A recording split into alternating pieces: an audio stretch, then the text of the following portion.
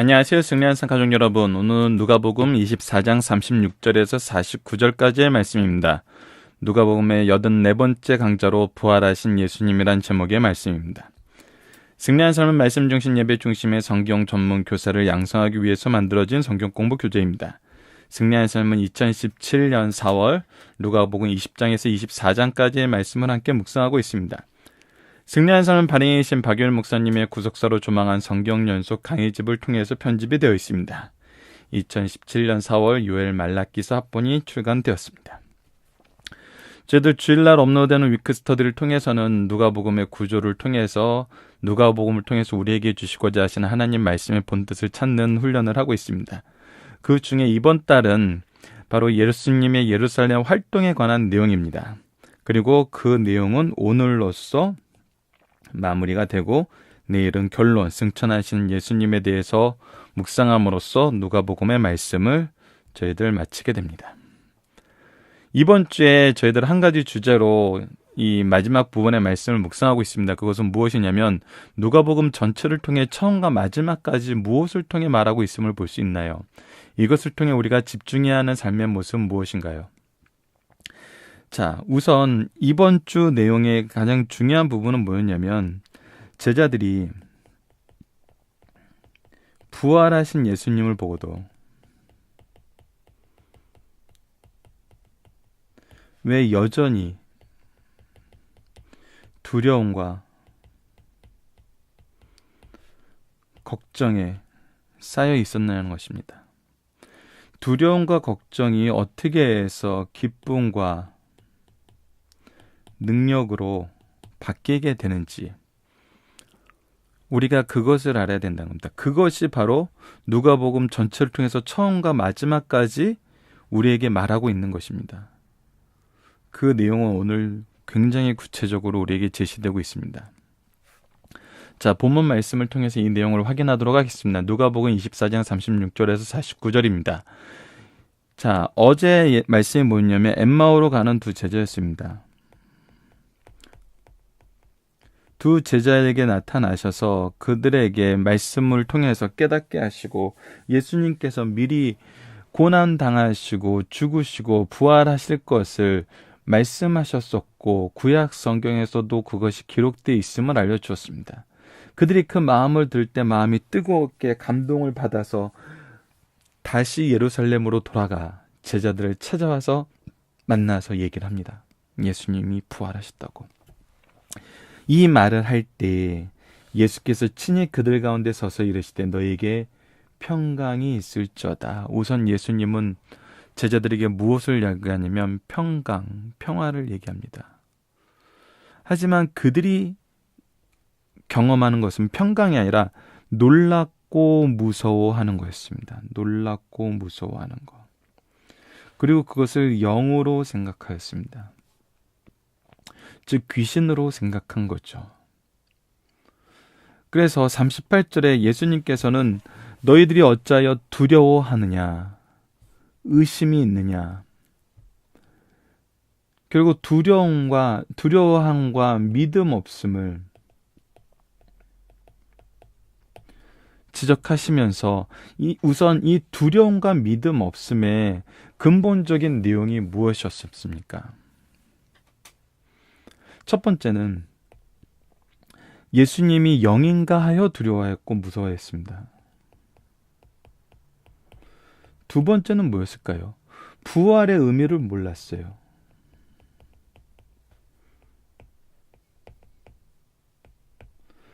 부활의 의미를 몰랐다는 것은 무엇으로 연결이 되냐면 예수님의 부활이 그들에게 주신 은혜가 무엇인지 여전히 깨닫지 못한다는 거예요. 여러분들 지난 일주일 동안 상황, 이 성경 말씀에서 나타나는 그 일주일 고난주간 일주일 동안 상황을 다시 한번 우리가 짚어봅시다. 그것을 통해서 이들의 두려움의 본질이 드러나고 이들이 왜 부활의 주님 앞에서 기뻐할 수 없는지를 우리가 발견할 수 있습니다. 자, 어제 엠마오로 가는 두 제자의 말에서도 나타났던 것처럼 예수님의 죽으심을 이들은 무엇으로 생각하고 있었어요? 예, 그들의 지도자들이 대제사장들과 서기관들이 예수님을 넘겨서 죽인 거예요. 즉 누구의 손에 죽었냐면 사람들의 손에 의해서 죽었어요. 이 사람들의 손은 뭐였어요? 크게 세 부분으로 나눌 수 있죠. 유대 지도자들, 그리고 백성들, 그리고 빌라도로 대표되는 로마 정권. 이 세 부류가 지금 예수님을 죽였다고 생각하는 그런 집단이에요. 자, 예수님 부활하셨어요. 하지만 이 세 집단은 어때요? 여전히 살기 등등해요. 여전히 살기 등등했다는 것은 우리가 사도행전을 통해서도 볼 수 있어요. 바울이 정말 살기 등등하여서 예수님 전하는 자들을 잡으러 다니잖아요. 상황은 사도행전에서도 변하지 않는 것을 볼 수 있어요.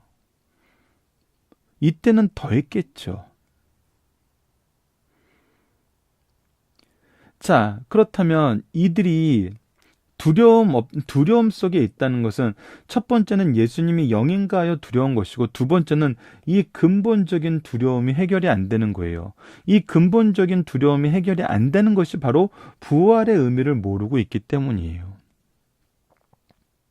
그러니까 부활의 의미를 모른다는 것은 이 근본적인 두려움에서 이들이 결코 헤어나오지 못한다는 걸 얘기를 해요. 우리가 부활은 필연적으로 전해지게 되어 있습니다. 전하게 하시기 위해서 이것을 보여주셨어요. 우리가 지금 부활절을 지내고 2주가 가까이 왔는데, 우리가 삶 속에서 이 부활의 영광을, 부활의 기쁨을, 부활의 은혜를 누구에게 전한 적이 있나요? 때로는 깊이 반성하게 되고 깊이 정말 회개의 제목으로 나오는 것이 무엇이냐면, 우리들끼리도 이 부활의 기쁨을 충분히 나누고 충분히 공유하지 못하고 있다는 거예요.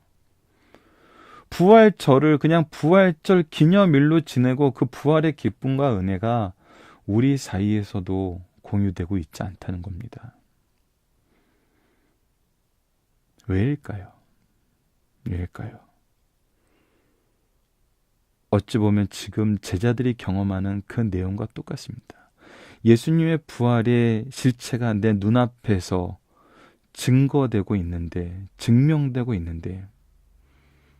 그것이 나의 삶과는 전혀 연결이 안 되는 겁니다. 지금 나를 두렵게 하는 유대 지도자들, 백성들, 로마는 여전히 우리들 앞에 살기 등등한 모습으로 있다는 것입니다. 자, 이제 예수님께서 이 일을 해결하시는 것을 우리가 구체적으로 확인해 보도록 합시다. 첫 번째 두려움, 영인가 하여 느끼는 두려움. 내 손과 발을 보고 나인 줄 알라. 또 나를 만져보라.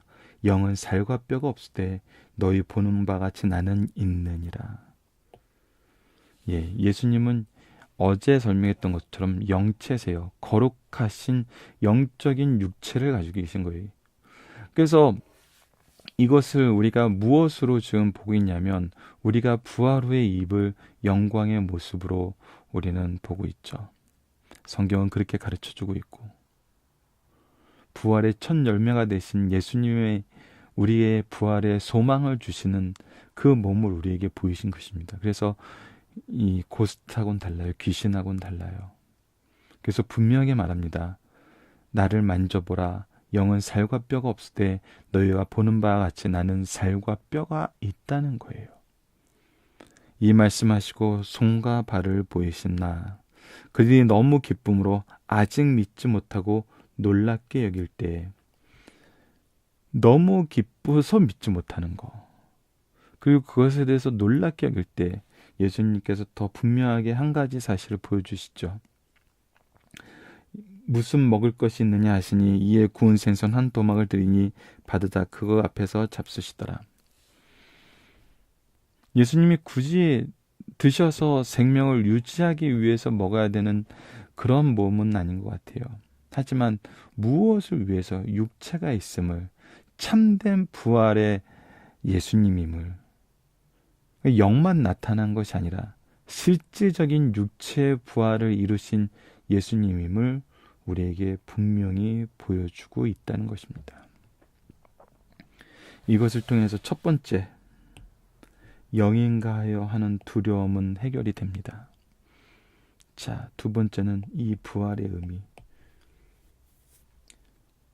부활의 의미를 모름으로 인해서 둘러싸여 있는 그들의 환경적인 두려움, 유대 지도자들의 살기등등한 모습, 백성들의 살기등등한 모습, 로마의 살기등등한 모습, 이 안에 갇혀있는 제자들의 그 두려움을 부활의 의미를 가르쳐 주심으로 부활의 의미를 알 때 이 두려움이 사라진다는 것입니다. 그래서 이거에 대해서 설명합니다. 자, 44절부터 봅시다. 또 이랬을 때 내가 너희와 함께 있을 때, 예수님이 함께 있을 때, 이것이 지금 갑자기 가르쳐 주는 것이 아니에요. 함께 있을 때 너희에게 말한 바 분명히 가르쳐 준 내용이 있어요. 무엇이냐면 그 모세의 율법과 토라라고 표현되는 모세 오경과 선지자들과 소선지서, 대선지서, 그리고 역사서까지도 이들은 선지자의 글로 드러나가는 경우가 있어요. 그리고 시편, 시가서들. 그러니까 모세오경과 선지서와 역사서와 시가서는 결국 무엇을 얘기하는 거예요? 예, 구약 성경 전체가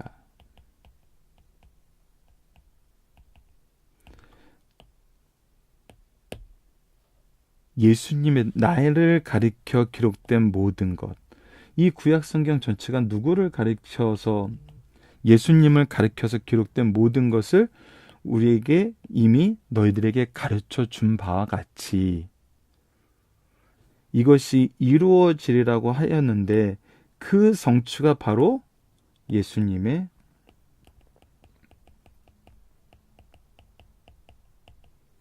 부활이라는 거예요. 자, 이것이 지금 무엇을 말하는 것입니까? 이것이 무엇을 말하는 거예요? 엠마오로 가는 두 제자의 개념이 뭐였어요? 이 세 집단에 의해서 유대 지도자들과 백성과 로마에 의해서 결국 모든 사람들에 의해서 가론 유다까지 있으니까 사랑하는 제자들까지 사랑하는 사람에 의해서까지 예수님은 그들의 계략과 그들의 악으로 인해서 죽임을 당한 거였어요.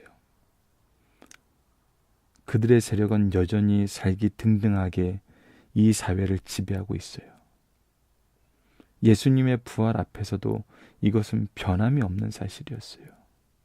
그런데 부활의 의미를 통해서 무엇을 보게 됩니까? 예수님의 죽으심은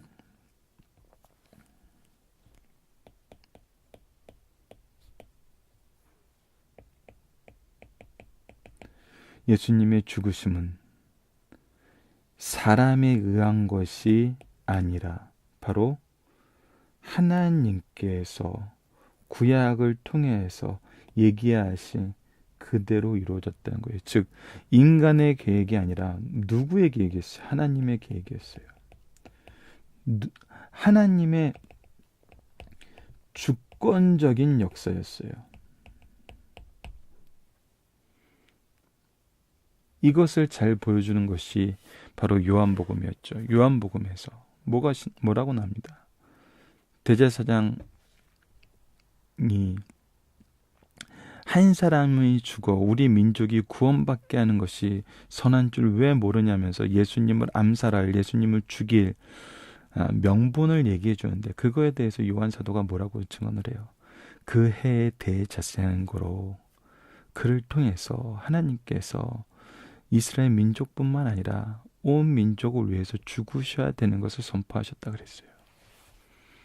그래서 요한복음에서는 끊임없이 이 인간의 계략, 죄악에 쌓여있는 인간의 계략은 계속 무너지고 변경되고 그들 스스로 자기네들은 실패했다, 죽이자 혼란스러워하는 것을 보여줘야 하지만 예수님은 내가 이때 올라가서 죽어야 하리라고 우리가 어제의 말씀을 통해서 확인했던 것처럼 하나님의 계획을 따라서 십자가를 지셨다는 것입니다.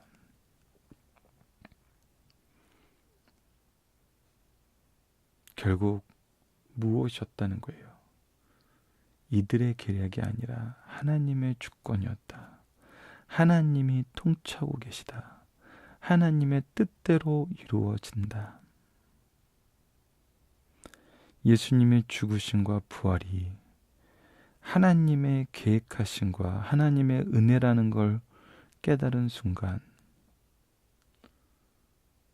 그 하나님과 은혜의 계획 앞에서 유대 지도자들, 백성들, 로마의 권력, 제자의 배신, 어떤 것도 하나님의 계획을 막거나 변경시킬 어떠한 요소도 되지 않았다는 거예요. 이것을 깨달은 제자들의 삶의 모습, 이 일을 할 수 있도록 약속하여 주신 성령을 받은 제자들의 모습, 이 두려움이 사라지고 부활을 전하는 자가 됩니다.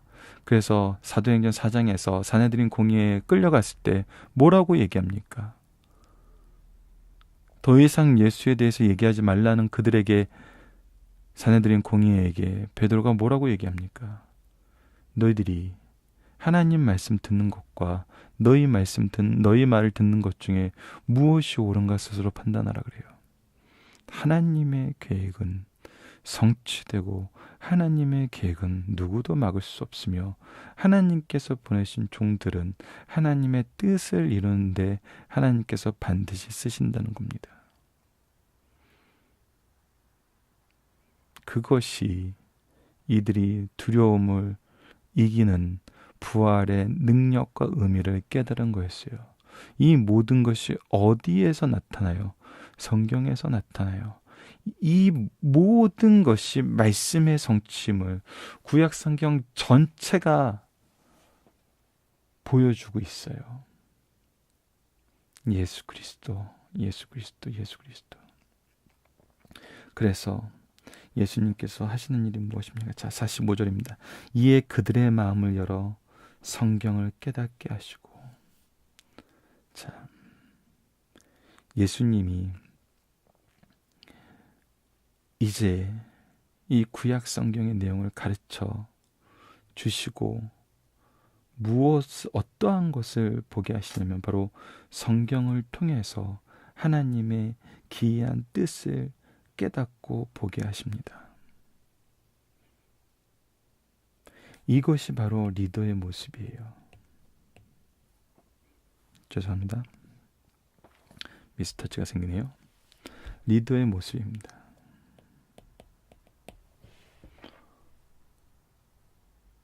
리더는 말씀을 가르치고 항상 무엇하기 위해서 기도해야 되냐면,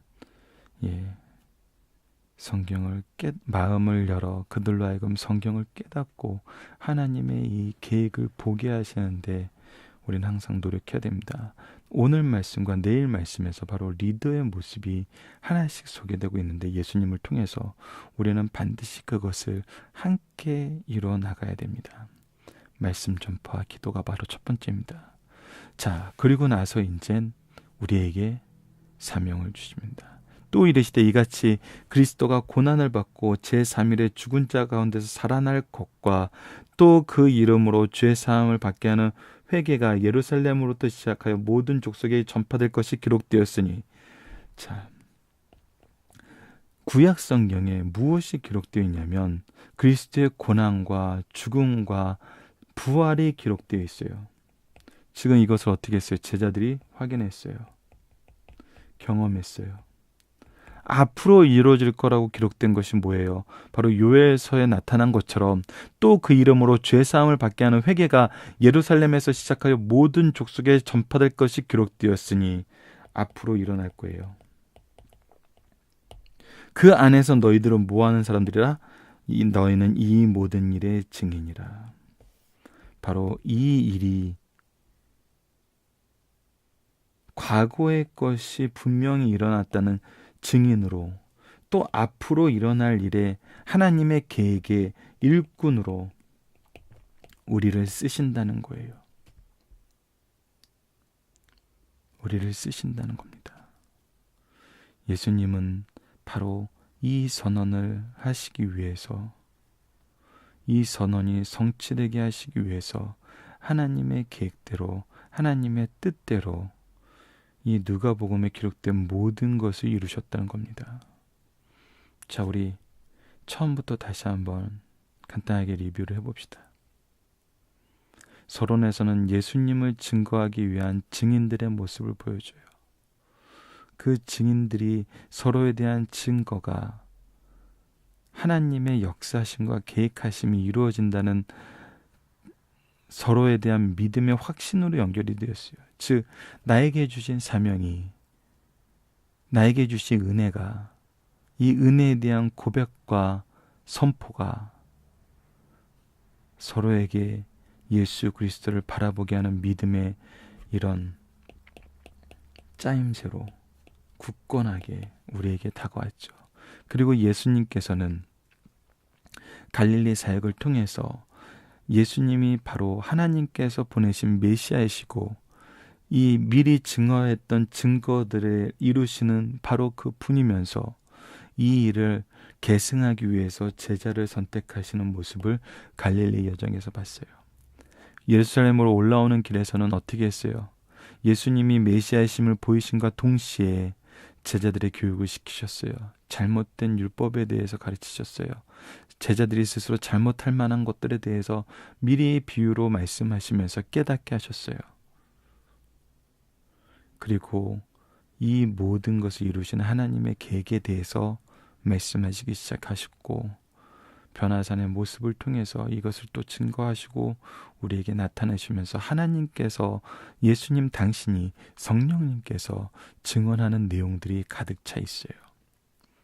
그리고 예루살렘에 올라오셔서는 바로 이 구원의 계획의 마지막 모습을, 성취하심을 보여주면서 예수님 당신이 단번에 드려지는 영원한 제사의 제물이면서 영원한 대제사장임을 우리에게 분명하게 가르쳐주면서 고난주간 일주일 동안의 모습을 통해서 예수님이 무엇에 집중하시는지 보여줘요. 평강의 왕으로 오셨고 성전을 깨끗하게 함으로써 하나님께 나아가는 길을 확보하시고 즐겁게 만드셨으며 항상 말씀 전하는 일에 힘쓰셨고, 마리아의 옥합을 통해서 계시의존 신앙이, 말씀 중심의 신앙이 얼마나 중요한지를 가르쳐줘요. 오늘 44절에서 나타난 내용이에요. 하나님의 말씀을 통하지 않고는, 하나님의 말씀을 의지하지 않고는 우리가 예수님을 바로 발견할 수 없어요.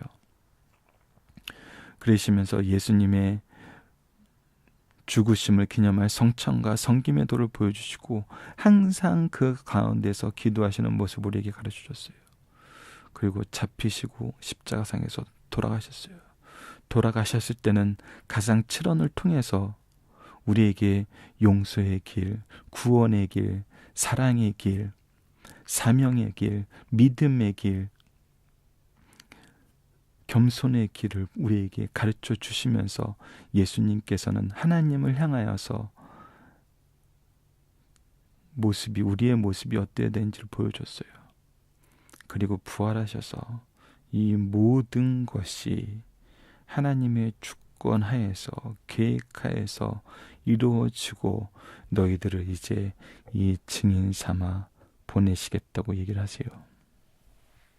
그러면서 혼자 보내지 않으세요. 우리를 홀로 놔두지 않으세요. 49절 어떻게 합니까?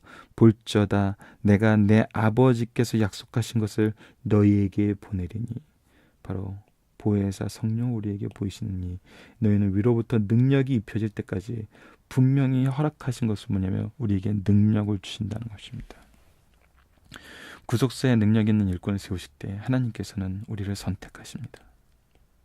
그리고 우리에게 능력을 주세요. 우리에게 위임하신 하나님의 뜻을, 이 위임하신 뜻을 행할 능력을 주세요. 그리고 이것을 어떻게 하시세요?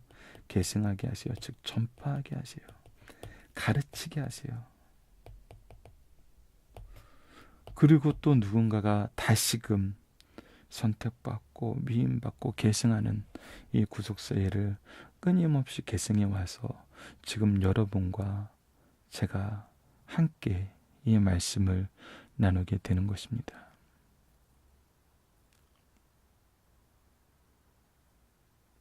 오늘 말씀은 누가복음의 전체의 내용이 정말 마무리되는,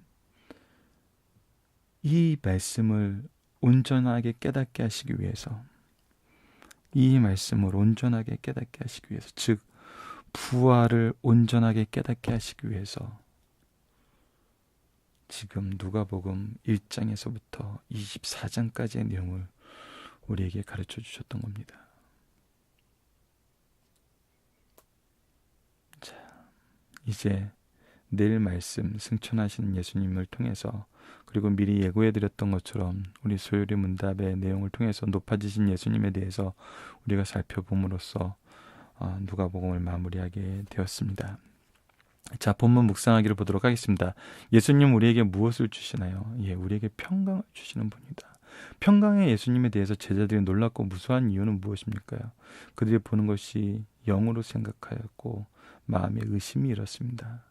의심이 사라지게 하기 위해서 예수님은 무엇을 하셨나요? 두 가지입니다. 먼저 이들이 가진 근본적인 두려움 두 가지, 부활에 대한 의미를 모름으로써 세상에 대한 두려움을 가지고 있었고, 예수님이 영인가요 하는 두려움을 가지고 있었어요. 그래서 영인가 하는 두려움에 대해서는 바로 그 육체의 모습을 증명해 주심으로써 깨닫게 하셨고, 두 번째, 부활의 의미를 모름으로 가지게 된 세상을 향한 두려움은 바로 이 모든 것이 하나님의 주권 하에서 이루어진 것이고 하나님의 계획 안에서 이루어짐을 통해서 하나님의 뜻만이 온전히 성취됨을 가르쳐주고, 예수님은 이 하나님의 뜻에 의해서 고난당하시고 죽으시고 장사되시고 부활하신 것을 분명히 보여줌으로써 제자들이 이제 앞으로 하나님의 뜻에, 하나님께서 보내신 구속사의 능력 있는 일꾼으로 보내심을 받을 때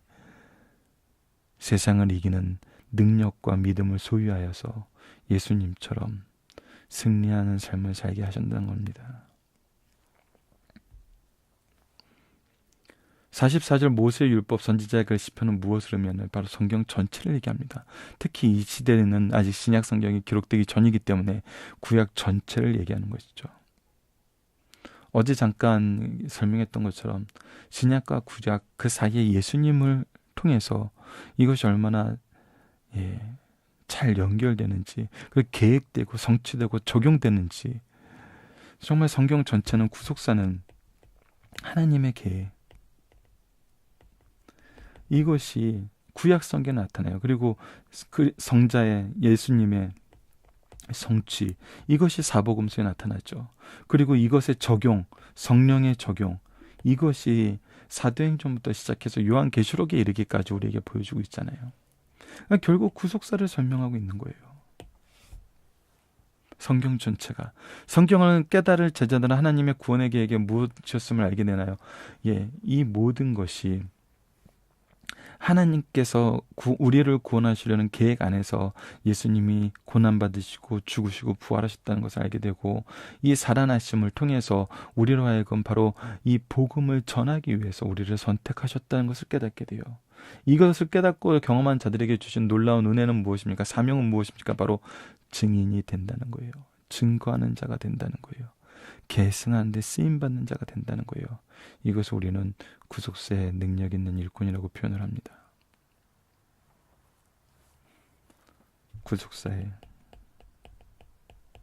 능력 있는 일꾼으로 지금 현재 우리도 부르심을 받았다는 것입니다. 중심사선을 보도록 하겠습니다. 본문은 예수님께서 부활하신 후 11 제자에게 보이신 사건이다. 그리고 내일은 승천하신 사건을 보게 된다. 예수님의 부활, 승천은 얼마나 놀라운 사건이며 승리의 사건인가. 예수님의 십자가의 보혈이 아무리 귀중하고 사랑의 결정체라 하여도 부활하에 없다면 우리의 영혼은 구원받을 수 없다. 만약 예수님께서 부활하지 않으셨다면 로마 시대 팔레스타인에서 한 사형수가 자기 죄값으로 십자가에 죽은 것으로 별다른 의미 없이 역사에 묻혀버렸을 것이다. 그러나 예수께서는 사망 권세를 이기시고 부활하심으로 자신의 무죄를 증명하셨고, 그 무죄하심은 우리의 속죄를 변증하셨다. 하나님의 공의의 법칙에 의해 무죄한 예수님의 속죄 제사 없이는 하나님께서 우리를 받으실 수 없기 때문이다. 그러므로 예수님의 부활은 하나님께서 우리를 대신하여 예수를 속죄물로 받으셨다는 표시이다. 또 예수님의 승천은 우리를 구속하시기 위해 인간의 몸을 입고 나눠주신 분이 다시 하늘의 보좌 우편에 앉으사 승계하신 사건이다. 이 부분은 우리가 내일 확인할 겁니다. 예수님의 승천은 구속사의 완성과 다시 우주의 통치자로서 복귀하심을 가르쳐주는 놀라운 하나님의 사역이라는 것입니다. 자, 첫 번째입니다. 예수님께서 부활하시는 40일 동안 제자들에게 보이심으로 부활의 사실성과 부활체를 보여주셨다는 겁니다. 예수님께서 부활하신 후 제자들에게 보이시지 않고 승천하셨다 해도 구약 성경의 예언을 믿는 제자들은 부활의 사실을 믿었으면 큰 행복이 있었을 것이다. 그러나 예수님께서는 제자들에게 나타나 당신의 부활체를 만지게 하여 이를 믿게 하셨다. 또한 그것은 육체가 아니라 영체였으므로 예수님께서는 제자들에게 나타나지 않으면 제자들의 눈에 보이지 않는다. 하지만 예수님의 부활체는 유령과 같은 구체성이 없는 것이 아니라 신체로서 작용하지만 육체처럼 혈기 있는 몸은 아니었다는 것입니다. 부활하신 예수님의 몸은 변화된 영광스러운 몸이라는 겁니다. 부활체인 예수님께서 제자들 앞에서 생선 한 토막을 잡수신 것도 육체의 시장기를 느끼고 그것도 식욕을 충족시키기 위해서 식사하신 것이 아니라 제자들로 하여금 예수님의 부활을 분명히 믿게 하려는 사랑의 행위였다는 것입니다. 예수님의 부활체는 공복을 채울 필요가 없는 거룩한 영체시라는 겁니다. 마지막 세 번째입니다. 제자들은 예수님의 부활을 목격하였다는 것입니다. 그러나 그들에게 감당하기 어려운 놀라운 사실에 너무 기뻐 오히려 믿지 못하고 놀랍게 여겼다는 것입니다. 예수님은 그러한 제자들의 믿음을 확고히 세워주려고 40일 동안 지상에 계시면서 때때로 나타나 주셨어요. 구약 성경에는 메시아가 죽은 자 가운데 부활하실 것을 예언하셨고 이제 주님은 부활하심으로 이를 성취하셨어요. 그리고 이것을 가르쳐 성경을 깨닫게 하셨습니다. 자, 살펴보기 정답은 여러분 카페를 통해서 확인해 주시고요. 자, 적용하기를 보도록 하겠습니다. 사명은 무엇을 통해서 세워지며 누구를 통해서 능력 주심으로 이루어집니까? 자, 오늘 본문 말씀을 통해서 봅시다. 이들이 사명을 깨닫는 건 뭐예요? 하나님의 계획을 알았을 때요. 즉 하나님의 뜻을 알았을 때예요. 무엇을 통해서 뜻을 알았어요? 바로 말씀을 통해서요. 말씀.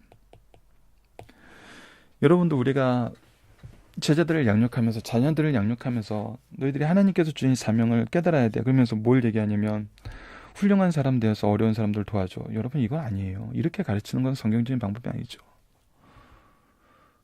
훌륭한 사람 되어서 어려운 사람 도와줘. 예수님이 왕이 되어서 가난한 사람들 많이 도와주세요. 이거는 나의 계획을 자녀들에게 주입시키는 거예요. 하나님의 계획은 우선 예수님을 바로 아는 거예요. 예수님을 바로 아는 거에서 시작되고 예수님 바로 아는 예수님을 증거하는 거에서 우리의 사명이 있어요. 그것이 중심이 돼야 돼요. 이 예수님을 언제 어디서 누구에게 어떻게 증거하느냐는 우리가 사도행전을 통해서 봤다시피 그것은 하나님의 때에 따라서 인도해요. 어떤 사람은 바울처럼 쓰고 어떤 사람은 베드로처럼 쓰고 어떤 사람은 야고보처럼 먼저 가기도 하시는 거예요. 그거는 성령의 역사심이에요. 우리가 결정하는 거 아니에요. 우리는 이 사명을 통해서 예수님이 누구신가? 이걸 알아야 돼요. 이걸 가르쳐야 돼요. 이것을 아는 사람이 사명이 바로 세워져요. 내가 전하는 분이 누군지도 모르고 그분의 부활의 의미가 무엇인지도 모르는데 무슨 사명이요?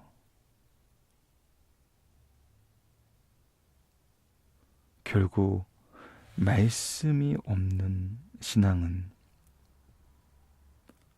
허무한 것이 됩니다. 허탈한 것이 되고 때로는 예수 그리스도를 모르는 유대인들이 보여줬던 것처럼 그들의 죄를 더할 뿐입니다. 그들이 가진 열정은 그들의 죄를 더할 뿐이에요. 로마서 계속 강조해서 말씀드린 것처럼 10장 2절에서 3절이 그 내용을 우리에게 분명하게 지적하고 있습니다. 하나님을 향한 열정은 있으나 하나님을 아는 지식이 없는 거로 자기의 의만 나타난다 그랬어요. 하나님의 의, 예수 그리스도가 나타나지 않아요. 예수 그리스도가 옆에 있지만 발견하지 못해요. 예수 그리스도의 증거가 드러나고 있지만 믿지 못해요. 그런 자들은 사명자가 될 수 없습니다. 말씀을 통해서 예수님이 누구신지 알고 예수님이 누구신지 증거하는 자들이 사명자입니다. 우리는 이런 자녀를 양육해야 됩니다. 이런 제자를 양육해야 되고 이렇게 예수님을 증거하는 사람이 되라고 우리를 선택하시고 이 말씀을 허락하여 주셨고 말씀을 나누게 하셨습니다. 우리 모두 구속사의 능력 있는 일꾼으로 쓰임받고 또 구속사의 능력 있는 일꾼을, 자녀를, 제자를 양육하는 승리한 쌍 가족 여러분들 되시기를 기도합니다. 말씀을 기초로 기도하기를 통해서 마치겠습니다. 하나님, 구속사로 바로 알 수 있는 성경 말씀, 능력의 통로가 되는 기도, 우리로 하여금 말씀과 기도를 통해서 일하게 하시고 능력 주시고 함께 일하시며 결과를 인도하심을 감사합니다. 우리가 이제 그리스도를 바로 보고 하나님의 이르신 영혼 구원의 바른 기준을 세우고 주님과 같이 제사장적 신앙을 가지고 하나님의 뜻대로 우리에게 주어진 사명을 감사함과 성김과 인내함으로 감당하게 하여 주소서.